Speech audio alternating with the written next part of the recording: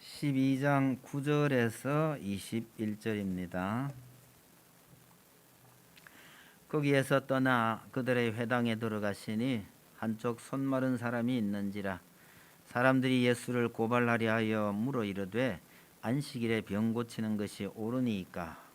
예수께서 이르시되 너희 중에 어떤 사람이 양 한 마리가 있어 안식일에 구덩이에 빠졌으면 끌어내지 않겠느냐. 사람이 양보다 얼마나 더 귀하냐. 그러므로 안식일에 선을 행하는 것이 옳으니라 하시고, 이에 그 사람에게 이르시되 손을 내밀라 하시니 그가 내밀매 다른 손과 같이 회복되어 성하더라. 바리새인들이 나가서 어떻게 하여 예수를 죽일까 의논하거늘 예수께서 아시고 거기를 떠나가시니 많은 사람이 따르는지라. 예수께서 그들의 병을 다 고치시고 자기를 나타내지 말라 경고하셨으니, 이는 선지자 이사야를 통하여 말씀하신 바 보라 내가 택한 종 곧 내 마음에 기뻐하는 바 내가 사랑하는 자로다. 내가 내 영을 그에게 줄 터이니 그가 심판을 이방에 알게 하리라. 그는 다투지도 아니하며 들레지도 아니하리니 아무도 길에서 그 소리를 듣지 못하리라. 상한 갈대를 꺾지 아니하며 꺼져가는 심지를 끄지 아니하기를 심판하여 이길 때까지 하리니, 또한 이방들이 그의 이름을 바라리라 함을 이루려 하심이라. 아멘. 복지부동이란 말 있죠. 사고 칠까 염려해서 적극적으로 일을 하지 않으려는 태도를 비난할 때 많이 쓰는 말입니다. 10번을 잘해도요, 한 번 잘못하면 살아남기 어려운 현실에서는 아주 훌륭한 생존 전략이기도 하지요. 우리 흔히 괜히 긁어부스럼 만들지 말고 조용히 지내자, 적당히 타협하고 사고치지 말고 그냥 사는 거야, 이런 태도를 가진 사람들이 의외로 참 많습니다. 어쩌면 우리 그리스도인들도 이런 삶의 태도를 지닌 경우가 많지 않을까 싶은 생각이 듭니다. 우리는 어릴 때요, 해서는 안 되는 일이 사실은 너무 많았어요. 죄를 짓지 않아야 한다라는 생각이 우리의 행동 반경을 많이 위축시켜 버렸죠. 그래서 적극적으로 무엇을 해야 한다라기보다는 좀 소극적인 태도에 익숙해진 듯합니다. 사실은 그리스도인들만이 그런 것이 아니라 대부분의 사람들이 그러하지만 특히 우리 그리스도인들이 그럴 가능성이 조금 더 높다는 생각이 듭니다. 열심히 노력해도 쉽지 않은 것이 인생이라고 합니다. 그런데 그런 세상에서 살면서 우리 성도들은요, 더 적극적으로 선을 행하며 살아야 한다라는 것이 성경의 가르침입니다. 쉬운 예를 들겠습니다. 그럼 구제하는 일은 이게 어떻게 보면 참 쉬운 일일 듯한데 해보면 이것도 쉬운 일은 아닙니다. 때로는 선한 마음으로 도와준다고 했는데 이런저런 오해를 받을 수도 있고요. 그렇게 선한 마음으로 다가갔는데도 불구하고 이것을 악용하는 사람도 꼭 생깁니다. 그런 사람을 만나면요, 그만하던 일도 그만해버릴까 이런 생각이 듭니다. 그럴 경우에 사도 바울이 로마서 12장에서 뭐라고 말씀하셨느냐 하면요, 구제하는 자는 성실함으로, 긍휼을 베푸는 자는 즐거움으로 하라고 그러셨어요. 좋은 일이니까 해보겠다고 나섰는데 하다 보면 마음 상할 일이 꼭 생깁니다. 함부로 포기하지 말라고 권면하는 말씀이 구제하는 자는 성실함으로. 여러분, 사고 치지 않는 것이 잘하는 것이 아니라 무언가를 열심히 하는 것이 잘하는 것입니다. 예수님께서 하신 일을 보면서 우리의 삶의 태도를 오늘 한 번 더 돌아보았으면 좋겠다 싶습니다. 안식일에 대한 이야기를 말씀드리는 게 아니고요, 이걸 통해서 예수님께서 우리에게 우리가 어떤 삶의 태도를 가지라고 하시는지 살펴보려 합니다. 첫째로 말씀드리고 싶은 것은 조용한 예수님은 참 조용한 분이라고 말씀하셔요. 예수님은 마귀를 정복하고 인간을 구원하기 위해서 이 땅에 오셨습니다. 이걸 우리가 사람들이 흔히 쓰는 말로 표현을 바꿔서 본다면 세상을 정복하기 위해서 이 땅에 오셨습니다. 그런데 사람들이 흔히 쓰는 방법을 예수님은 쓰지 않으십니다. 세상을 정복하려면요, 어쨌든 떠들썩하게 무슨 캠페인을 벌이거나 운동을 하거나 아니면요, 민중을 선동해서 데모를 일으켜가지고 분위기를 그렇게 몰아가고 뭐 이래야 될 텐데, 예수님은 그런 방법을 전혀 쓰지 않으시고요, 저 한쪽 귀퉁이 유대 땅에 조용하게 오셨다가 가셨을 뿐입니다. 몇 안 되는 제자들에게 이 일을 맡겼을 뿐입니다. 어떻게 생각해 보면요, 이렇게 해서 어떻게 세상을 정복하나 싶지만 결과적으로 온 세상을 정복하고 말았습니다. 오늘 본문 끝에 보면 이런 메시아를 소개하는 이사야의 예언이 있는데, 이걸 간단하게 요약을 한다면 조용한 심판, 예수님은 정말 조용한 심판과 같다, 뭐 그런 뜻이 되겠습니다. 예수님은 장차 심판이 있을 것을 알려주셨고요, 훗날 친히 세상을 심판하실 것이라고 합니다. 그런데 조용하게 이 일을 하실 것이다 라고 말씀하셔요. 예수님께서 본격적으로 자신을 드러내자 당시의 기득권층이었던 바리새인들과 제사장들은요, 기회만 있으면 예수를 잡으려고 했습니다. 그러나 예수님은 매번 조용히 사라지곤 하셨습니다. 나쁘게 말하면요, 도망을 가셨다는 뜻입니다.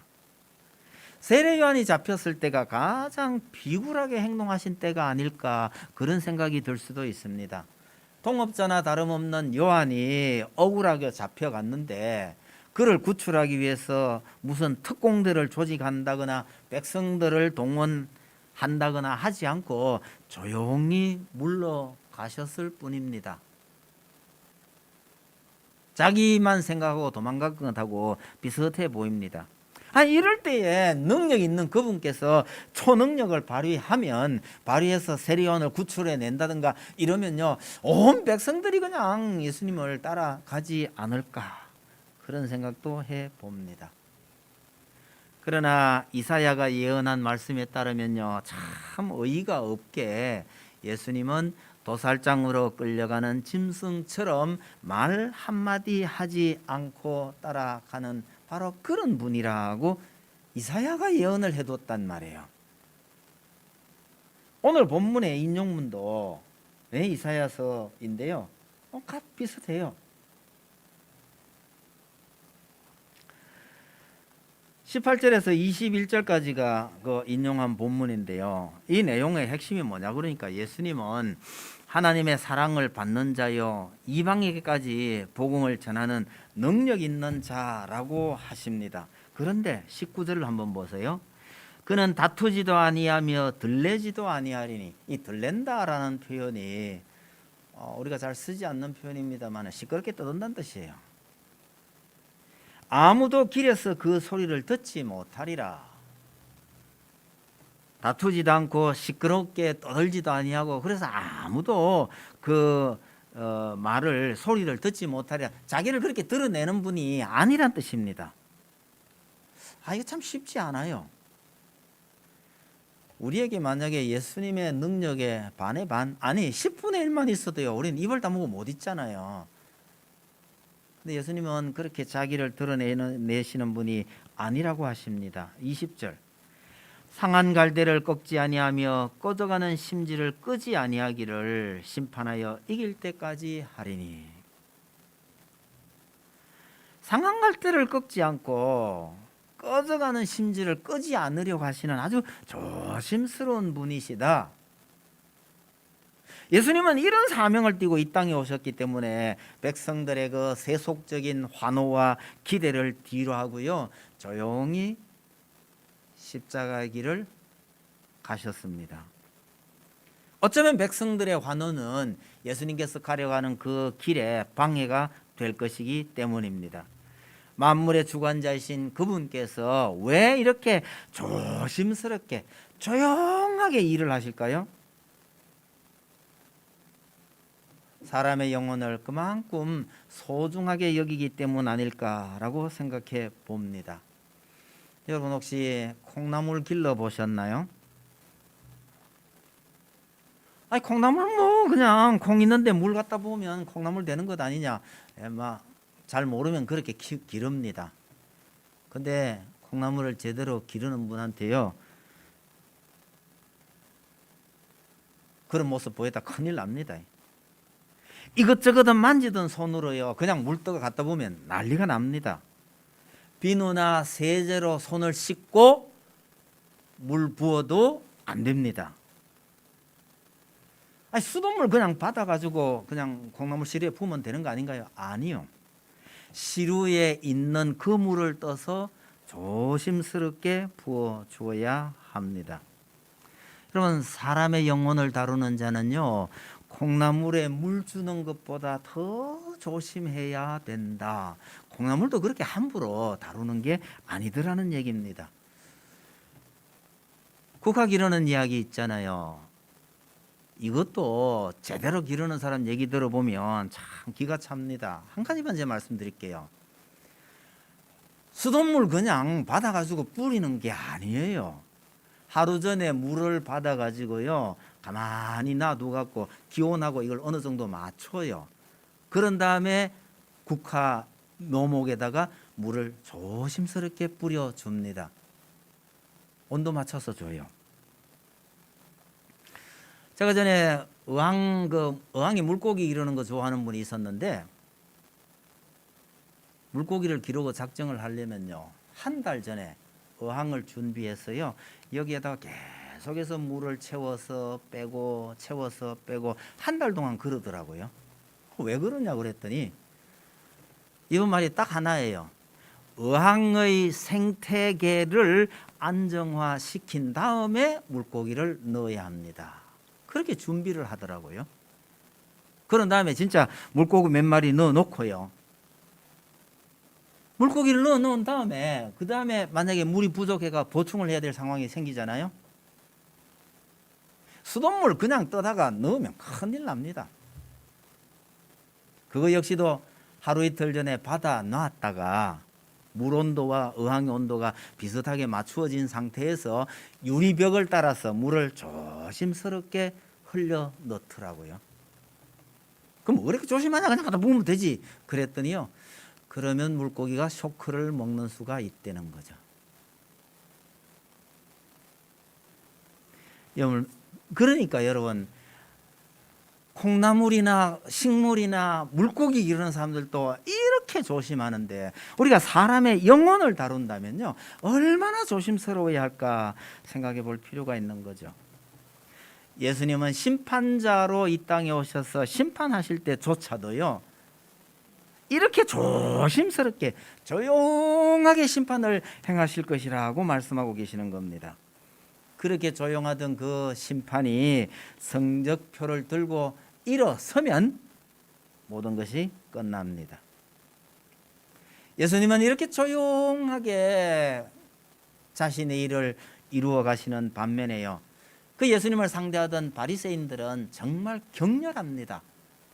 바리새인들이 얼마나 격렬하게 예수님을 상대했는지를 살펴보겠습니다. 예수님을 고발하려고 틈만 노리던 바리새인들이 있었습니다. 안식일에 병을 고치는 것이 옳습니까? 라고 묻기만 했는데 예수님은요 손 마른 자를 아예 고쳐버렸습니다. 그걸 보고서 바리새인들이요 저 예수를 죽여야 되겠다고 결심을 합니다. 바리새인들이 이렇게 반응하는 것은 그들이 가지고 있었던 안식일의 개념에서 비롯된 일입니다. 바리새인들에게 있어서 안식일은요 절대로 일을 해서는 안 되는 날이었습니다. 그것이 십계명에서 비롯된 것이고 그렇게 하는 것이 십계명을 잘 지키는 거라고 생각을 한 거죠.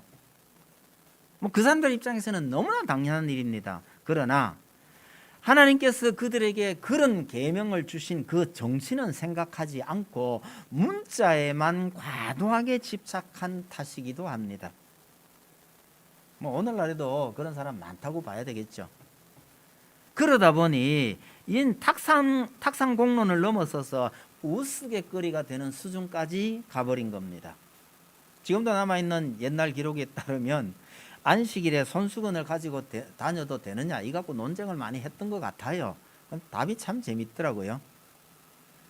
손수건을 가지고 다니는 건 일이다, 안 된다는 거예요. 근데 손수건을 옷 소매에 꿰매서 다니는 거는 괜찮대요. 그건 옷의 일부니까. 안식일에 바느질을 해도 되느냐 마느냐, 바느질 하는 게 그 뭐 일 얼마 안 되지 않습니까? 해도 뭐 아무 관계 없을 듯한데 정답은 이렇습니다. 바느질 하면 안 된대요. 왜 그러냐 그러니까 바느질 하다가 만약에 바늘을 잃어버렸을 경우에 찾는 게 그게 일이라는 거예요. 뭐 우리네 같이 방바닥이 깨끗하고 뭐 이러면 찾는 거 별 문제가 안 되겠지만 아마 이스라엘 사람들의 환경에 참 문제가 좀 있을 수도 있겠다 싶은 생각이 듭니다. 고대의 이스라엘의 안식일에 대해서 이런 논쟁까지 벌였던 이 사람들이 오늘날도 또 비슷합니다. 이건 뭐 제가 들은 얘기입니다만은 유대인들은 안식일 날 엘리베이터 단추를 이거 눌러야 되냐 말아야 되냐 뭐 이런 것까지 고민을 했던 모양이에요. 제일 좋은 방법은요, 엘리베이터 앞에서 안 누르고 그냥 서 있습니다. 다른 사람이 눌러주면 따라서 들어가는 거죠. 내릴 때는 어떻게든지 고민이 좀 될 수도 있겠네요. 그래서 유대인 전용 엘리베이터도 있답니다. 안식일에는 모든 층마다 저절로 열리고 저절로 닫히는 이런 것도 있다는 얘기를 제가 들었습니다.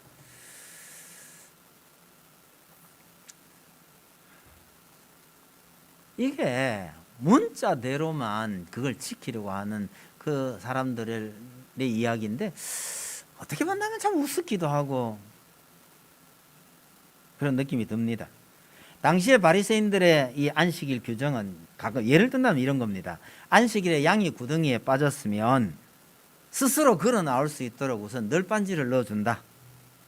널빤지 하나 정도는 할 수 있다 이런 얘기잖아요. 만약에 구덩이에 빠졌지만 위험하지 않으면 이튿날까지 견딜 수 있도록 음식을 넣어준다. 그래서 그 다음날 구해준다는 얘기죠. 근데 만약에 위험하고 스스로 나올 수 있도록 도와줄 수가 없다면 안식일에도 구해준다. 이거 뭐 예를 들어서 물이 있어가지고 익사를 하거나 이럴 위험이 있다면 안식일이지만 구해줄 수 있다. 뭐 이런 식으로 이제 규정을 해뒀던 모양입니다. 예수님께서 보시기에는 바리새인들이 안식일을 제정하신 진정한 의미를 전혀 모르는 걸로 보이는 거죠.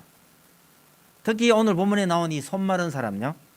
이 사람이 손이 마른 게 어제 오늘의 일도 아니고 오늘 당장은 안 고쳐도 내일이라도 고칠 수 있지 않느냐 이렇게 생각하는 것이 바리새인들의 생각입니다. 그 사람들 생각에는 당연히 그런 거예요. 그런데 예수님은요, 병으로 고통당하는 형제를 당장이라도 고치는 것이 옳다고 생각하시는 겁니다.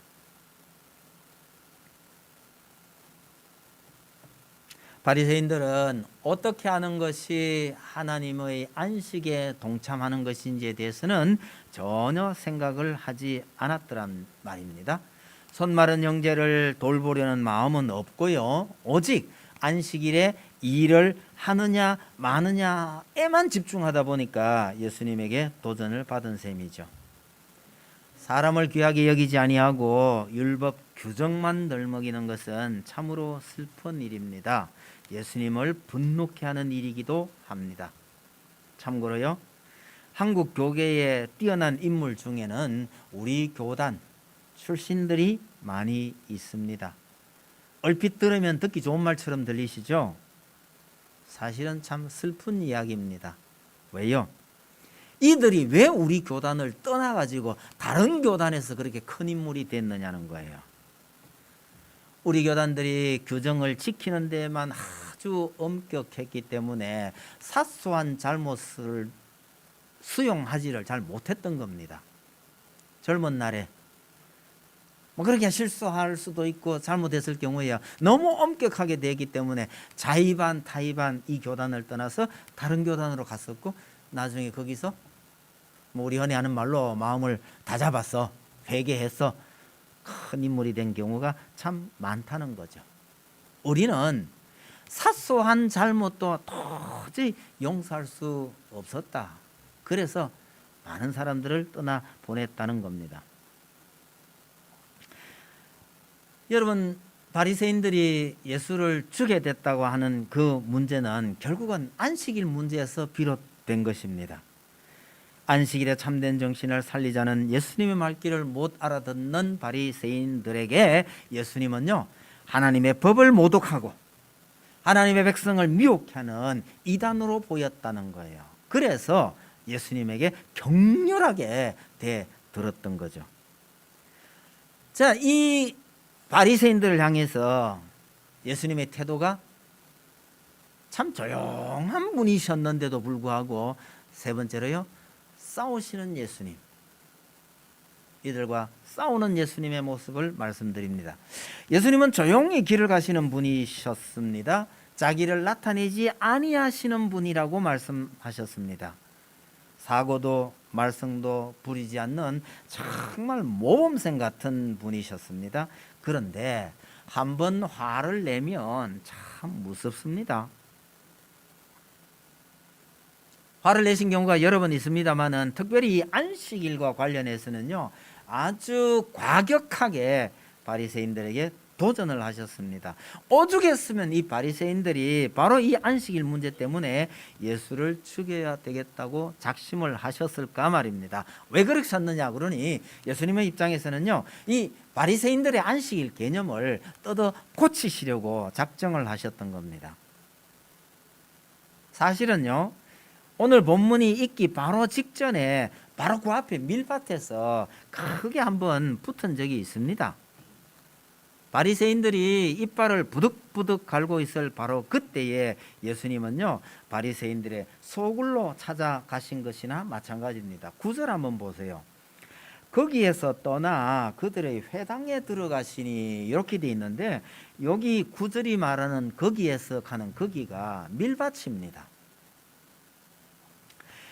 밀밭에서 안식일 문제로 바리새인들과 한번 크게 충돌을 일으켜 있었는데, 바로 거기서 바로 어디로요? 회당으로 가셨단 말이에요. 여러분, 회당이야말로 바리새인들이 주인 노릇하는 곳입니다. 아예 한판 붙기로 작정을 하신 것이나 마찬가지죠. 그래서 위급하지도 않은 손 마른 자를 안식일에 고쳐버렸습니다. 바리새인들은 그 안식일에 예수님께서 혹은 제자들이 행한 일에 대한 해명을 요구하신 셈인데, 예수님은요, 아예 일을 저질러 버린 셈입니다. 결코 조용하고 얌전한 분이 아니라 투사 같은 분입니다. 싸울 때는 격하게 싸우시는 분이셨다는 말입니다. 안식일에 대한 예수님의 생각은요, 바리새인들의 생각과는 전혀 달랐습니다. 12절 보세요. 예수님의 생각이에요. 사람이 양보다 얼마나 더 귀하냐. 그러므로 안식일에 선을 행하는 것이 옳으니라. 그렇게 말씀하셨습니다. 예수님 생각은요, 안식일은 아무것도 하지 않는 날이 아니라 선한 일을 하는 날이라는 거예요. 반면에 바리새인들은요, 안식일에는 일을 해서는 안 되는 날이라고 생각하는 거죠. 바리새인들은 안식일에 무엇을 하지 말아야 하는가 이렇게 생각할 때, 예수님은요, 안식일에 무엇을 할 것이냐를 생각하라는 거죠. 안식일은 아무것도 하지 않는 것이 아니라 하나님을 기뻐함으로 열심으로 선을 행하는 날이라고 가르치신 겁니다. 예수님은 거의 대부분의 경우에 때가 아니라고 생각하시면 싸우지 않고 피하셨습니다. 그러나 싸울 때가 되면 제대로 싸우셨어요. 죽을 때가 되면 스스로 죽음의 길로 가셨습니다. 우리는 가끔 때를 분간하지 못하고요, 싸울 때인지 피할 때인지 가리지 않고 마구 싸우기도 합니다. 때로는요, 매번 피해버리고 절대로 나서지 않기도 합니다. 그러나 들어올 때와 나올 때를 잘 분간하면서 조용한 사람이 정말 무서운 사람입니다. 시도 때도 없이 시끄러운 사람은요, 정말 무서운 사람 아니에요. 예수님은요, 소리조차 내지 않는 조용조용하신 분이고 그렇게 심판을 행하실 분이시긴 하지만 싸워야 할 때 격렬하게 싸우셨고요, 죽어야 할 때 스스로 죽음의 길을 찾아가셨던 분입니다. 여러분, 하나님께서 가만히 계신 것 같으세요? 아니요. 어떤 사람들 생각에는요, 하나님 안 계신 것 같다고 생각합니다. 하나님께서 그렇게 함부로 움직이시는 분은 아닙니다. 그러나 어느 날 하나님께서 나타나실 때가 되면, 하나님께서 움직이실 때가 되면 정말 무서운 분으로 등장할 수도 있기 때문에 평소에 잘 섬기고 잘 준비하고 있어야 합니다. 말씀 매듭 짓도록 하겠습니다. 예수님께서 가르치신 그 안식일 개념처럼요, 우리도 무엇을 하지 말아야 하는가 보다는요, 무엇을 하면서 살아야 하는가에 더 치중해야 합니다. 선한 일을 많이 해서 명성을 쌓기는 참 어렵지만 악한 일 한두 가지로 그동안의 명성을 허물어 버리는 것은 너무나 쉽습니다. 그래서 사람들은, 우리 그리스도인들뿐만 아니라 모든 사람들은요, 부정적인 일에 더 예민하게 반응합니다. 가만히 있으면 본전은 한다는 식으로 살아가기가 쉽습니다. 그러나 성경은 좀 달라요. 선으로 악을 이기라고 말하십니다. 선을 행하지 않으면 죄가 문 앞에 엎드려 있느니라 라고 말씀하십니다. 이거 하나님께서 가인에게 하신 말씀이에요. 죄짓지 말아야 한다, 이 말씀 하시기 전에 그랬었어요. 네가 선을 행하지 않으면 죄가 문 앞에 엎드려서 기회를 노리고 있다는 거예요. 이게 이제 축구에서 쓰는 용어를 빌린다면요, 공격이 최선의 수비다, 이거하고 좀 비슷하지 않을까 그런 생각이 드네요. 여러분, 수비에만 치중해서는 절대로 못 이깁니다. 열심히 수비하다가 이기는 수도 있으니 절대로 하는 말은 좀 그렇지만, 혹시 이기는 수가 있어도요, 관중을 많이 모을 수는 없는 거죠. 실점을 하더라도 공격을 열심히 하는 팀이 결국은 최후의 승리를 얻는 법입니다. 프로란 게 그렇잖아요. 관중을 끌어들이지 못하면 이겨도 지는 겁니다. 수비만 하다가 이기긴 이겼는데 관중을 다 놓쳐버리면요, 그게 이긴 거 아니잖아요.